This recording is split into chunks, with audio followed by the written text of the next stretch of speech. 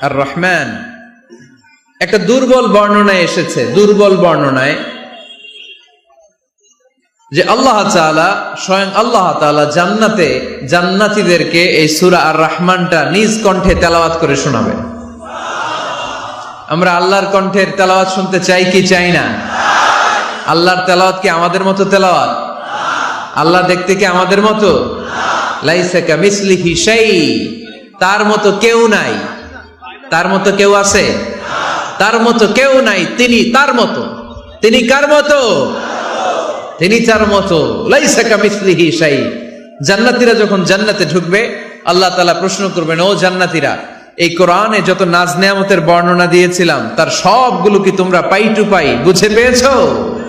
জান্নাতীরা বলবে পেয়েছি। হঠাৎ এক জান্নাতি হাত তুলে বলবে, আল্লাহ একটা জিনিস তো পাই নাই। সবাই বলে পাইছি, তুমি পাও নাই। কি পাও নাই? কয়